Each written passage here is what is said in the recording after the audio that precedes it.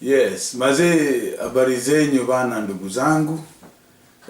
Mimi naitwa Ufure ama majina zangu ni Kenneth Munge. Mimi ni chairman wa Jubilee hapa Scandinavia na tuko kwa Scandinavian capital hapa Sweden, Stockholm. Mazee na enjoy sana bana ati tumetune in ama tunabonga once again kuhusu siasa zile zinatuhusu hapo home. Mazee na enjoy sana mazee juu last time tuliweka video fulani hapo nikabonga kuhusu Raila na mazee tumecome up na responses mob na nimepata responses kwa mail, nimepata responses kwa Facebook, nimepata ma responses zingine, watu wengine wamenipigia mpaka simu, wamenikulia waya na ni very positive. Mazee na tumesikiza maoni ya kila mtu. Kuna wengine pia wamenichongoa bana. Although mimi sikutukana na mtu Sweden ama sikutukana na mtu yuko US ama mtu yuko diaspora. Mazee mimi niliongea kuhusu Raila na nikapeana maoni yangu kisiasa. Na mazee nilisema mimi nitakuwa na bonga na Sheng juu nilikuwa naona ni lazima tu promote need ya Sheng internationally. Na si ati siwezi bonga Kilami, naweza bonga pia Kiswidi, nimeishi hapa Sweden for the last 21 years. Na Sheng ni identity ya mine. Mimi nimegrow ya Islando na sijaiko forget kubonga Sheng. Mimi hupenda kubonga lugha ile naweza ji-express nayo fit. Mimi nimegrow nikibonga Sheng, niko na mabeste hapa Europe si bonga Sheng now. Na mabeste wangu hapa wengi sisi waga tuko masheng, tuko hizo stories za mtaani bana na mimi ni old school bana. Mazee ni kitu fit lazima tu promote Sheng. Mazee kuna ngoma moja ya Jua Kali. Ile mazee unakuwa ni story ya Sheng. Unajua sisi wote tunaelewana. Hiyo ngoma Jua Kali ilinifurahisha sana kutengeneza ngoma tamu kama hiyo. Juu ilikuwa ninabonga kuhusu Sheng ya Jeri, Sheng ya Ufaru, Sheng ya Ziwa, Sheng ya Coast, Sheng ya Udumo, Sheng ya Nakuru. Na mazee sisi wote tunaelewana. Mazee lazima tu promote hiyo need yetu ya kubonga Sheng. Mimi naweza bonga Kiswidi fit, both spoken na written. Naweza ongea Kizungu vizuri. Kenya ni watu sisi tumefunzwa kutushule na Kizungu. Naweza bonga Kiswahili fit, naweza bonga Sheng, naweza bonga Kikuyu, mimi ni Mzapere. Lakini mazee nataka kugeneralize tubonge Sheng. Juu Sheng mazee tunanga boundaries za ma languages za tuwe ni Mjaka ama wewe ni Mkikuyu ama wewe ni sijui ni Mkamba ama Mtaita. Mazee Sheng inatuunitigi watu wote wa Kenya. Na ile kitu important ni ati nimebonga kuhusu Sheng, nimebonga kuhusu Raila juzi. Juu kama vile nimesema mimi ni chairman wa Jubilee. Na ile kitu imenizubaisha ni ati siasa za kwetu Kenya ni siasa za tribalism. Yaani kwanza tukubaliane. Siasa za kwetu home ni siasa za ukabila. Yaani hatunanga siasa nyingine tunachezanga. The ideology of our politics back at home is tribalism. Na ndio tuweze kubonga kuhusu siasa home ama tuweze kuanalyze siasa za kwetu. Inabidi ukiwa wewe hata kama ni academic ama ukiwa wewe kama ni intellectual ama ukiwa wewe pia ni layman ama ukiwa wewe pia ni illiterate, ukiongea siasa ya Kenya, wacha nikwambie ndugu yangu, you might sound a tribalist whether you are tribalist or not. Kwa sababu when you analyze tribal politics, you might sound like a tribalist. Na hiyo ndio hii case niko nayo hapa leo hii nataka kuaddress. Juu tutakuwaje tunabonga siasa za kwetu? Juu ile issue iko ni ati kama mimi ni Mkikuyu for instance, nikitaka kuwa politically correct in Kenyan terms, lazima ni support Raila ndio nisiaccuseiwe kuwa tribalist. In order for a Luo not to be called a tribalist, lazima a support Uhuru Kenyatta ndio akwe politically correct ati yeye si tribalist. Kwa hivyo kama wewe ni Mjaluo support Raila, definitely anybody else anaweza kuambia wewe ni tribalist ndugu yangu. Ama mimi vile sasa na support Uhuru Kenyatta, mimi naweza itwa tribalist by anybody else ati mimi ni tribalist. Kwa sababu tumeavoid kuangalia merit ya msee. Sisi we don't look at mtu amefanya nini ama CV ya msee inakaaje. Tumesahau kuangalia hizi mambo za vile mtu amekuwa akifanya politically. Na ile kitu iko ukweli ya mambo ni ati mazimi na base choice yangu ya kusupport Uhuru on merit, simply on merit. Si mambo na ukabila. Mimi si tribalist, but mimi na base ukweli wa mambo na vile mambo naona vile Kenyatta yuko, najua vile Raila amekuwa kidu, na me I'm basing my judgment on merit. Bana kukuwa a president in Kenya bana is not an easy thing. Tuacheni kuangalia upresident wa Kenya kama kitu cheap. Our president should not be a cheap issue. Lazima to raise the stakes of anybody coming to lead us. Juu maze tunaongelea about your destiny. Tunaongelea about my destiny. Destiny ya watoto wangu, ya wife wangu, ya familia yangu, ya jirani yangu. We are talking about the destiny of all Kenyans. Na mimi niko na power ya ku make that destiny ende vizuri. Na that is the power of voting. Na watu wengi hawajaelewa ati I only have 2 chances in 10 years to make a choice about the future of my destiny. 2 chances ndugu yangu, 2 chances. 1 chance in every 5 years, of which I might not live to see the next time I make my destiny. Si watu wengi wako na guarantee that they live for the next 5 years or make the same choice again about their destiny. Kwa hivyo hii mambo ya kura mazi is very very very important. I don't know vile watu wamechukulia mambo ya kura, but kupiga kura it's a very important thing and Kenyans must take voting very very seriously. Lakini I'm not accusing Kenyans that watuchukui mambo serious. Kenyans sai siku hizi Kenyans wamechukua mambo ya voting very serious. Na ni kitu very very important. Ni kitu tunafanya fit. Sasa mimi mazee nikiangalia Kenya, nikiangalia siasa ya Kenya naona Kenyatta is not perfect. Kenyatta ameaccused ameiba pesa, sijui amefanya nini. Raila pia is not perfect. Ni kama upe ndizi mbili zimeiva sana lakini uambu choose moja, of course utachoose ile ijabondeka. And that's where I come in. Kwa sababu mimi naangalia vile Raila yuko, naangalia Raila na Kenyatta na Uhuru. And please tusijidanganye, ndio nilisema mazee in the last video, hii mambo si very complicated. Hii ni mambo you just look at the merits. Unaangalia CV ya msee. Because jamaa, what are these guys doing? Jamaa wanatuitisha, they are doing an interview with us. Sisi ndio boss. Mimi na wewe ndio tuko na kalamu ya kuandika Kenyatta na kalamu ya kufuta Kenyatta, ama kalamu ya kuandika Raila na kufuta Raila. They are simply asking us for a job. So what do I do as a Kenyan? Mimi ni kuangalia kufanya jamaa interview. Na vile mimi nafanya Raila interview bana, na nikiangalia historia yake ya siasa. Bana, that guy leaves a lot to be desired.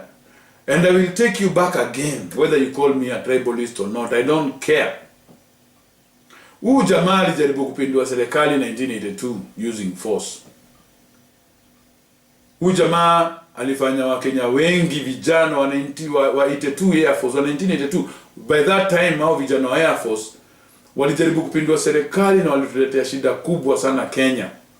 Walifanya innocent lives, watu wakakufa, na walikafanya watu wengi hawakwenda biashara yao kama kawaida that day. Kutoka hapo Kenya tukapata multi-party tena.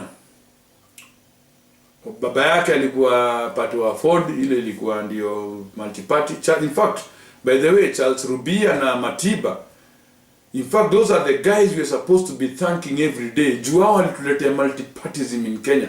Their struggle, in fact, tumesahau. Those are the guys who pioneered multi-partyism in Kenya. Ati siku hizi tuko na vyama vingi. But still, I'll come to that point baadaye. Huyu jamaa akajoin Ford wakati baba yake marehemu alifariki. Akaingia Ford Kenya, wakakorofishana na marehemu wa Malo, akarushwa nje. Kurushwa nje akaenda akaform NDP. Hiyo NDP vile aliform, juu Raila cannot sustain himself politically taktiki yake inakuwa he always has to be a rebel. Akaona he has to join his party with another party. He cannot sustain himself politically. Na hii kitu nataka watu wajue. Raila can never sustain himself politically. He has never done so. Akaenda akashikana na Matiba for Dasili. Akaangalia Matiba, akaona Matiba is a no-nonsense fella. Akaona, Matiba, hawezani na Matiba. Matiba is a statesman.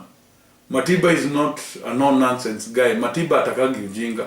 In fact, Matiba alikuwa anamuuliza in public, where Raila, are you going to be with me? You are sure Kenyans you are going to be with me? Usianze kuleta ujinga. Akaona Matiba is not kidogo, I don't know vile Moi alimtune. Sijui alitongoza na wapi na Moi. Akakuja hapa Stockholm, we were with him here in Stockholm, tukambembeleza, tukamwambia Raila, don't join Moi, will use you and dump you. Nakumbuka that time the chair lady of ODM hiyo NDP alikuwa hapa, alimbembeleza sana, sitataja majina but we know who she is. Alimuuliza, akamwambia Raila, why are you joining Moi and you know very well Moi atakuuse na atakudump? He didn't listen. Akasema he's going there to power, he's joining them to power. Na watu fuasi wake wakakimbia kwa Moi. Moi akampatia mamlaka kidogo, sijui nini, kumbe Moi alikuwa na plani, akamtumia akamdump. Wakiwa na Kalonzo Musyoka, Musalia Mudavadi, hiyo group yote ya NASA leo hii, they still think they are presidential people. Moi aliwatumia akawadump. They still think they can lead Kenyans. Na kumbe wajui Moi alikuwa anawaenjoy. They think they are presidential material mpaka leo. Ndio na wako kwa opposition thinking that they can rule Kenya. Kutoka hapo hiyo marriage ya Raila na Moi kurushwa nje, ndio akarudi tena akashindwa ataenda wapi. He couldn't sustain himself politically tena, akakimbia tena kwa Kibaki, akasema Kibaki tosha. Tena wafuasi wake wote tena kwa Kibaki pap. Whether Raila joined Kibaki or not, Kibaki was going to win. Moi was not going to come back. Kwa hivyo watu waache kushinda wakisema ati sijui ati Raila alisaidia Kibaki kuchukua power. No. Kibaki won fair and square and Moi was not coming back. With or without the help of Raila, Kibaki was coming in. Kidogo tena sijui ati tena sijui ati Kibaki atijua amekosana. Akapewa ministry, hakufanya kazi. Yani jamaa ushinda kijump one area to another na hafanyangi kazi. Hakuna siku amevumilia 5 years kwa ministry akifanyia watu kazi. He believes that yeye lazima akuwe president. Bana mimi nakwambia bana, enyewe ni kicheki. Mimi siwezi choose jamaa kama huyo ni represent kwa serikali. Huyo jamaa hawezi kuwa president. You call me a tribalist if you have to. Kutoka hapo bana ndio tena 207 akashindwa. Amekuja Al Jazeera akaulizwa vizuri kwa Al Jazeera na ule jamaa wa Al Jazeera. I have that clip in our website.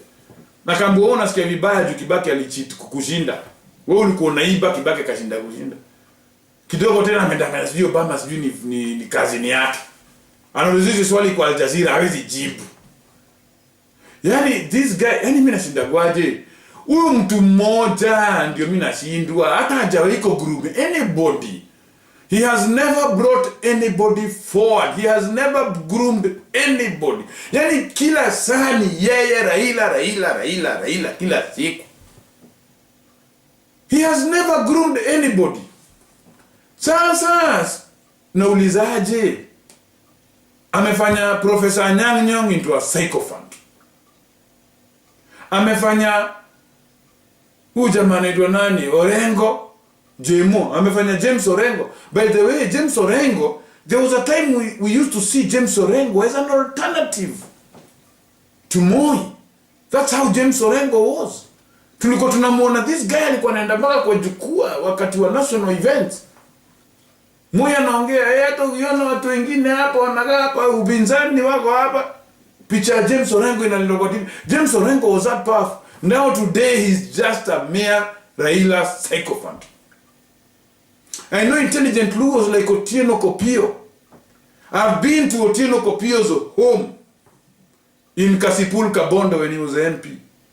An intelligent Luo. I don't know what happened to him. Tumekuwa na Paddy Onyango Sumba here, a very another intelligent Luo guy who was working for the nation. He exposed the corruption in European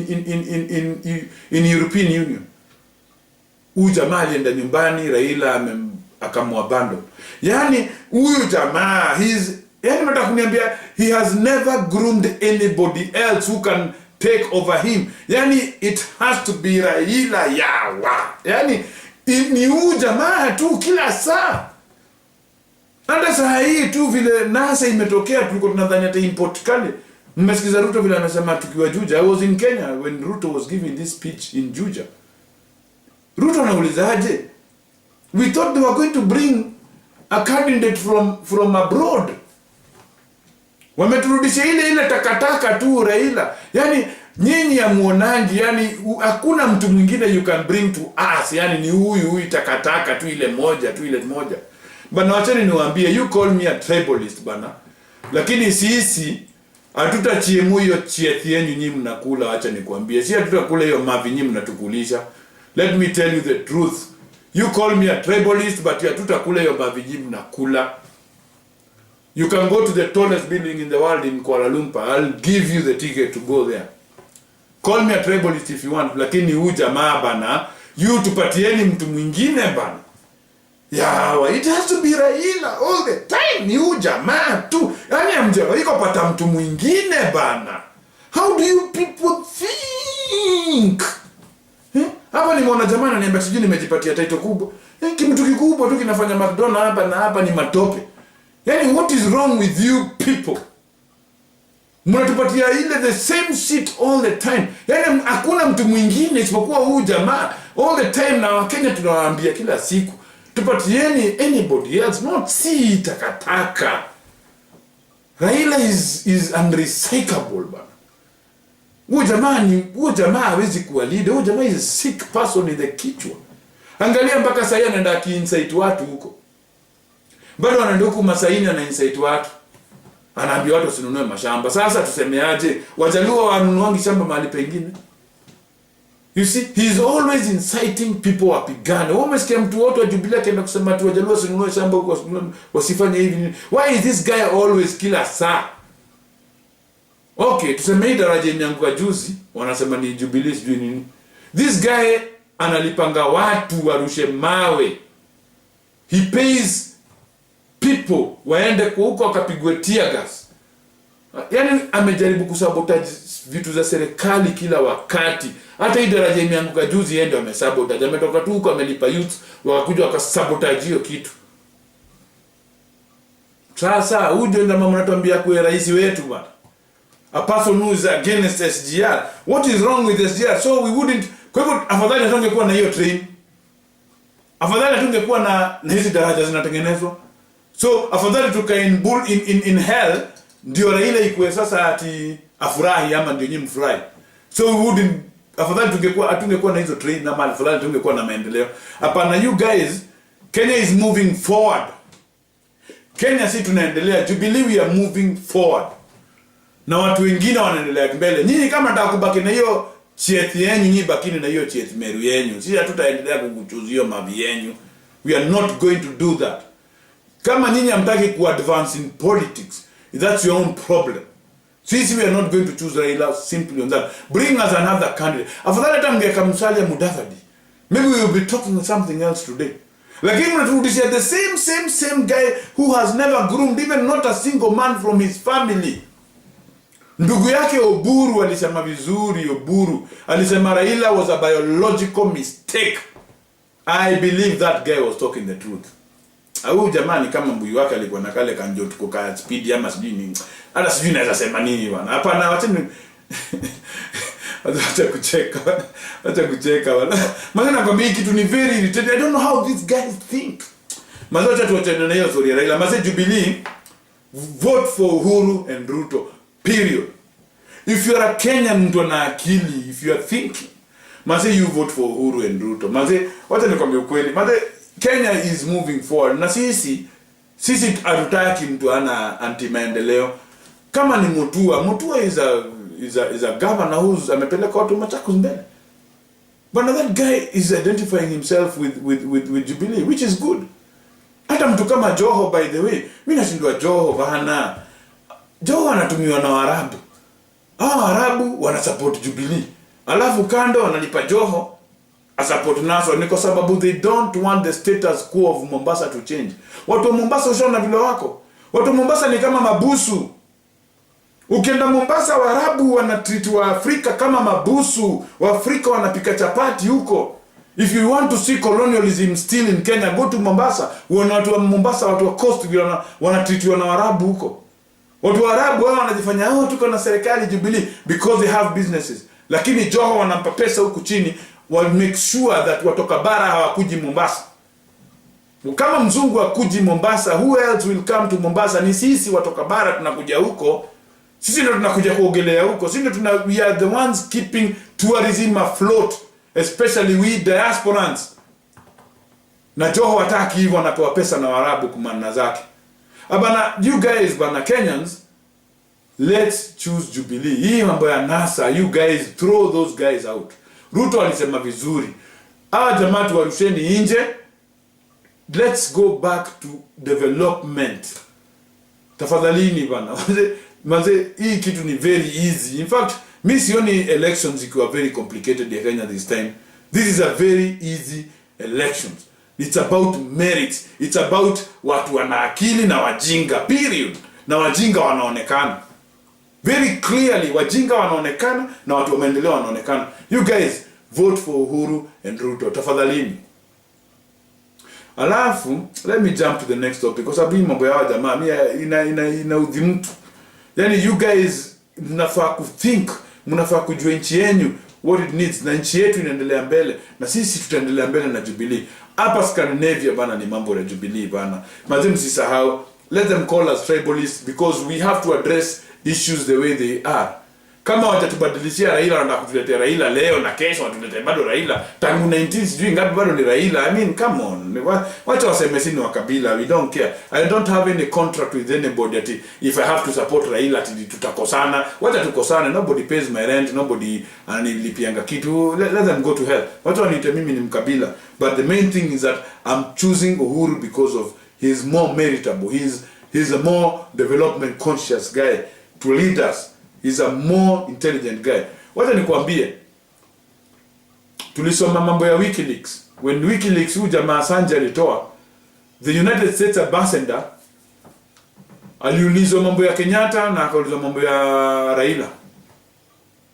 The United States ambassador aliambia US president, by that time was I think Bush, alikuwa anamwambia vizuri. Alikuwa anaambia Bush vizuri, anamwambia Raila is power hungry. Na anamwambia vizuri Kenyatta is more organized. So if United States supports Raila, then it means they don't wish well for Kenyans. Because they knew, the ambassador was saying Raila is power hungry. Hii kitu tunasema power hungry. What is power hungry? If you want to see power hunger, look at Raila. That is a power hungry individual. Huyu ni jamaa mazee anataja Mungu chukua inaanguka chini. For heavenly sake. Huyu ndo anataja Mungu chukua inaanguka chini. Huyu ndo analipa vijana wakarusha mawe wapigwe na tear gas bana. What kind of a person is this can become a president? Atijui nini? Bana you guys wacheni. Let me talk about the second question nimeona watu muuliza hapa. Hiyo mambo ya Raila tuachane nayo, ni mambo gone case. Tutashinda Jubilee. Watu wengi wameniuliza what I think about manifesto. Bana, hii historia manifesto bana ni wamefanya feed Jubilee, nimeisoma, it's a very good manifesto. Lakini kuna vitu important sana zinalako hiyo manifesto. Na manifesto it doesn't have to be very very clear ati ni vipi nataka, but nimeona kuna vitu issues tatu naweza take na Jubilee's manifesto. Kitu ya kwanza ni labor. Because wa Kenya, the only thing that Kenyans can sell outside is labor. Wa Kenya wana selling their own labor for survival. Kwenda kazi, kuamka kwenda kazi, it means what you can offer you yourself, what you are worth as a Kenyan is your labor, is your skill. Na nikiangalia nimeona we need to make new labor laws. Wakenya wanatumiwa sana na employers kunatakikana kukuwe na job office that has to be created in order for Kenyans to end up register. We need to make a channel where employers have to go through that to give jobs so that we avoid nepotism, we avoid favorism. Lazima wa Kenya wapate wages which they can live on, because we are seeing a lot of Kenyans wanatumiwa sana. They are working for 14-15 hours a day, 6 days a week. Some of them are not even given allowances, or they are not given even semester or leave. Wakenya wengi are being abused by their employers today, especially Wahindi wametumia Wakenya sana. Let's be honest. And we need to strengthen the unions in Kenya. Mimi vile naweza sema kwa manifesto ya Jubilee, or the internal workings of Jubilee's government, we need to strengthen the laws of labor. Kama watu wanaweza fanya kazi 14 hours, 12 hours a day, if that is the production of a company, then it needs to create employment through employing other people, making Kenyans work for 8 hours a day, 5 days a week, 40 hours minimum working, and with working wages. That has to be an introduction, because if we are investing, or if we are luring investors into Kenya, like the recent Oxfam investment, if investors come to Kenya and find out ati atuna clear-cut labor laws in our country, then the Kenyan worker is going to be used and is going to be abused.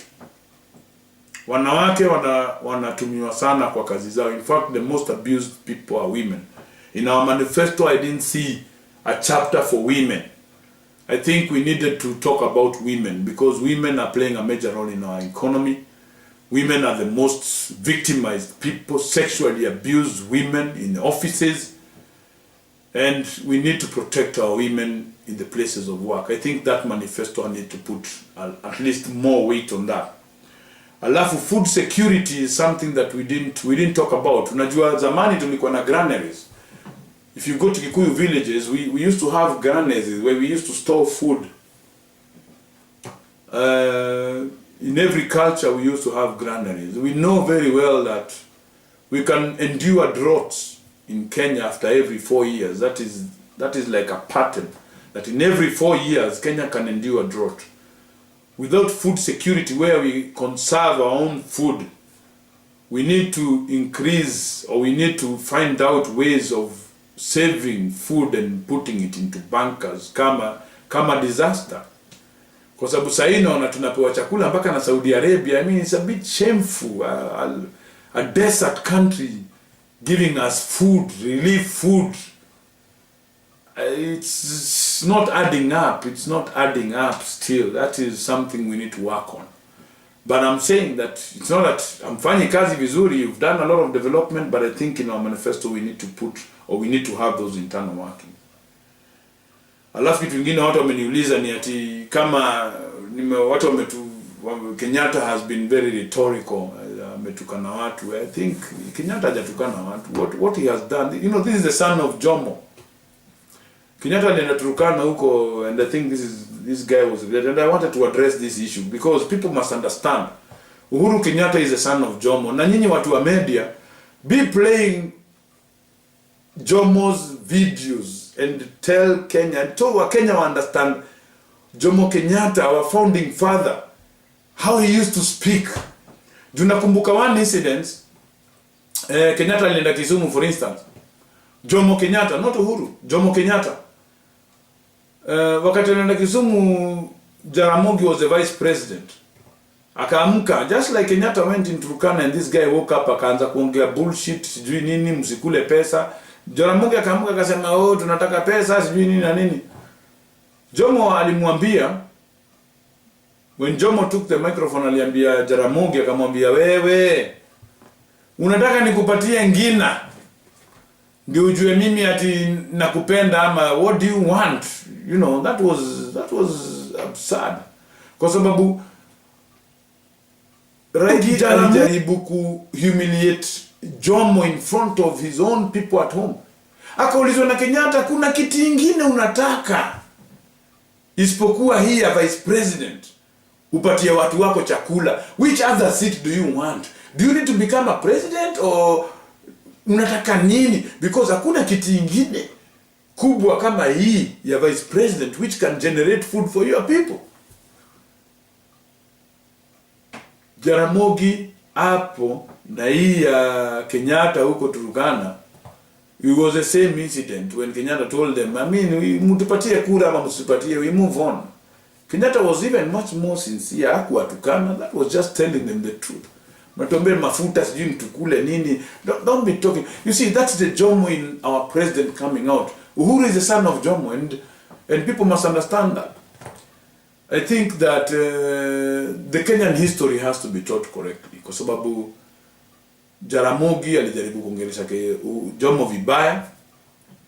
Jomo akamwambia, wewe sikiza, wewe uko vice president, give your people food, you are the vice president of this country. If you cannot generate food for your people, what else do you want? Do you want me to give you my wife or what? What are you? Na Kenyatta even alimwambia, usingekuwa rafiki yangu kama wewe ungekuwa rafiki yangu. That's what Kenyatta told him, Jomo. It means he could have really kicked his ass. That's what inamaanisha. And I think Raila comes from that line of this kind of family, a biological mistake or rather something like that. Kwa hivyo mazee watu waache kuona Kenyatta is a much more understanding guy. I really like the way he portrays himself. He's backed by a very also smooth guy, Ruto, who's also a very intelligent dude. Na mimi nikiangalia naona that's the best pair for now. In 30 days or in less than 35 days, we'll be forced to choose a president in our country. And we have to choose the best president out of these two. And Uhuru and Ruto, that is the team that is going to lead us into the next level. Kwa hivyo sasa wa Kenya, to cut a long story short, mazee Jubilee, mazee mwende mvotie Jubilee bana. Jubilee is the only party that can lead us to that level. For all positive Kenyan people, for all people who think positively, for all people who know that maendeleo is very important, for we diasporans watu tunakuja Kenya, tunafanya investments, tunatembea from point A to B without any fear of intimidation, tunakuwa tuko na nchi, tunaona iko innovative, tunaona other Kenyans wanaendelea. Mazi Jubilee is the best thing, because if Raila ever becomes the president, mjue vizuri Kenya will not run as it is running today. Be rest assured. Jamaa kichukua itaendelea hivyo kwa sababu the followers of Raila, they believe they are going to compensate the economic backwardness through Raila's political power. They believe that Raila kichukua power, they are going to become more or less richer. Raila atawapatia pesa, Raila will put everything in front. Hawatalipanga nyumba. Ukiangalia hata manifesto ya Raila inaongea mambo ya how the government is going to finance most of the businesses that they are doing, which is very wrong. And that is not what is going to happen. People work hard. People have to put in something in order for the government to put them to the next level. Kwa hivyo Wakenya mazee, asanteni wanaacha ni wachukua time yenu. Naona mazee time imeisha. Mazee tutaonana next time bana. You guys, Jubilee tuko pamoja. Have a nice time and thank you. God bless you all. God bless Kenya. And tutaonana very soon. Wazi, asante. Thanks. Cheers.